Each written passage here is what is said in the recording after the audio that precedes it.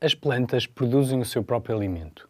Pela fotossíntese, sintetizam compostos orgânicos na presença da luz. Vamos realizar uma experiência e descobrir alguns fatores que podem influenciar este processo. Para isso, vamos utilizar este material.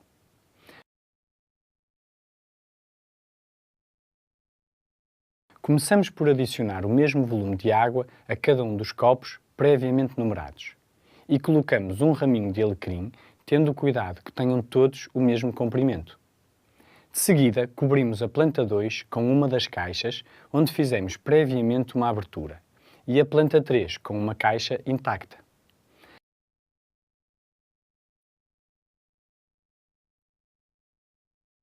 Repara que estas plantas encontram-se em condições de intensidade luminosa diferentes. A planta 1 tem disponibilidade total de luz, a 2 dispõe de pouca luz e a 3 está na obscuridade.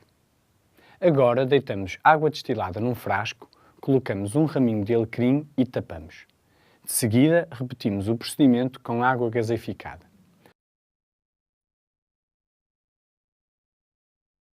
Por fim, selamos com a película aderente os dois frascos.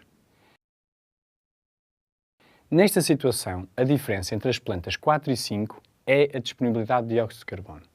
A planta 4 dispõe apenas do dióxido de carbono atmosférico que ficou aprisionado no frasco. Já a planta 5 dispõe de uma fonte de dióxido de carbono, as bolhinhas que se libertam da água gaseificada.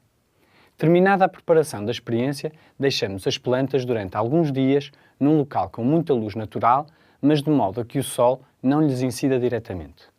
Vamos então ver o que aconteceu. Observa as plantas 1, 2 e 3. A maioria das folhas da planta 1 encontram-se em boas condições e não se separam do cal. Na planta 2, algumas folhas destacam-se sem dificuldade do cal, o que indicia a morte dos tecidos. As folhas da planta 3 estão todas mortas e, por isso, separam-se sem dificuldade. Neste caso, o fator que determinou os resultados diferentes foi a intensidade luminosa. Podemos então concluir que quanto menor a intensidade luminosa, menor é a taxa fotossintética.